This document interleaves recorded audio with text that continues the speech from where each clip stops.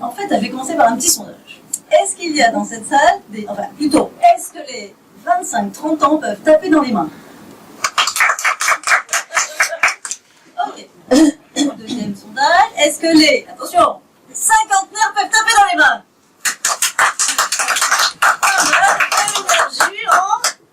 Ouais, moi aussi j'ai des potes. Alors, c'est vrai que c'est de cette tranche d'âge-là dont je vais vous parler maintenant. C'est l'âge de vos parents, les 25-30. Bah, donc finalement, ça concerne quasiment tout le monde ici. Alors, en fait, c'est un âge un peu bizarre. Hein. On y arrive un peu par hasard.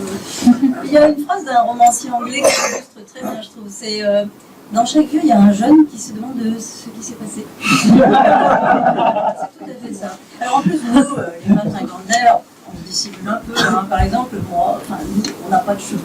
Non, on est toutes sponsorisées par L'Oréal.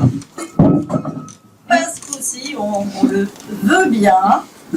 Et du coup, alors on vit des scènes un peu surréalistes parfois. Par exemple, la collègue de boulot qui arrive, dit oh, c'est pas ce qui m'arrive. Oh, mais je suis au bout de ma vie là. C'est trop chelou. Non, mais je t'assure. Oh, c'est pas quoi? La semaine prochaine, je vais avoir 30 ans. Toi, t'es là, t'as à peine 20 ans. C'est déjà plus ça.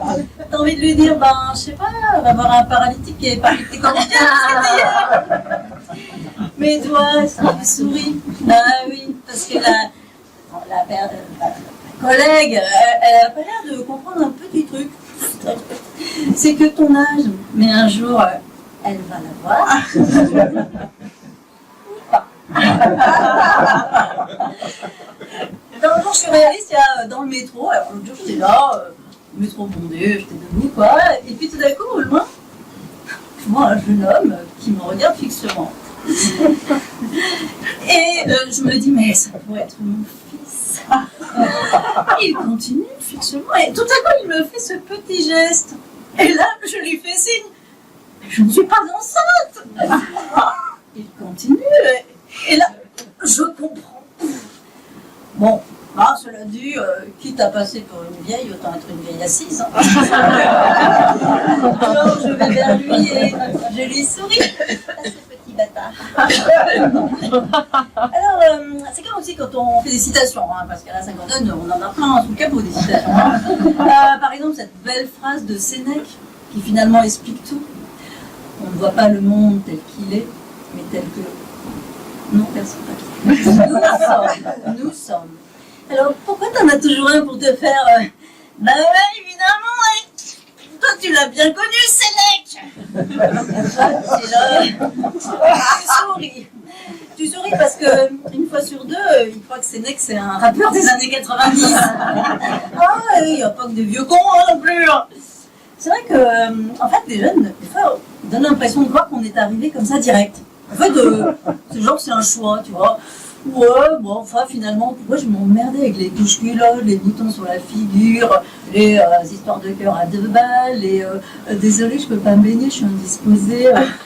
C'est vrai quoi, autant prendre sur l'étagère la Barbie ménopausée puisqu'on y est tout de suite. Non, alors je vous explique, on n'a pas choisi, je veux dire, moi j'aurais peut-être choisi le modèle en dessous si j'avais choisi. Quoique, optez tout de suite pour la qualité, remarque, pourquoi pas. Alors moi je fais partie de ces gens qui, comme ils disent leur âge, s'entendent dire ah mais vous ne les faites pas du tout. Et là un truc qui m'énerve parce que j'ai envie de répondre ouais et donc. Imaginons que je les fasse, voire plus. C'est quoi, il faut m'euthanasier? Eh ben non, au lieu de répondre ça, je souris et je réponds en tortillant comme une midinette. Merci beaucoup. Non, je fais rien. Non, ça doit être génital, je sais pas. Comment génital? Oh, mais moi j'aime pas les gros mots et là c'est double peine. Hein. Bon, enfin, vous l'aurez compris, pour reconnaître une inconnaisse, c'est facile. Elle sourit tout le temps. De ce sourire paisible, serein, bienveillant. Ah ouais, bienveillant, c'est le mot préféré de la cinquantaine. Alors, comme vous êtes plutôt sympa, si vous voulez, ça vous dit, je vais vous expliquer le secret du sourire de la cinquantaine. Alors, première, il y a deux raisons. La première, c'est que, par exemple, prenez-moi, si je souris pas, ben, je ressemble un peu à Guillaume, quoi. Enfin, oui, c'est, enfin, Gollum, quoi. C'est-à-dire que c'est plus les rites de Lyon, là, c'est les rites du Varan, vous voyez. En fait, quand je vais à des enterrements, ouais, bah, j'en ai pas mal depuis un moment quand même. Ben, moi, c'est la tête d'enterrement, c'est-à-dire on croit souvent que je suis de la famille, voir la veuve. Hein. Bon, allez, non, un peu plus sérieusement. En fait, la cinquantenaire sourit tout le temps parce qu'elle fait du développement personnel. Quand elle a senti le vent tourner, à 45 ans à peu près, elle a commencé. Oh oui, la cinquantaine, c'est un peu... je peux pas, j'ai le psy. C'est un peu aussi, touche pas mon psy, hein. J'ai une copine, ça fait 10 ans qu'elle a le même thérapeute, et quand je lui dis, tu ne crois pas ta gueule, oh, pardon. Alors, la cinquantenaire, elle a tous ses idées.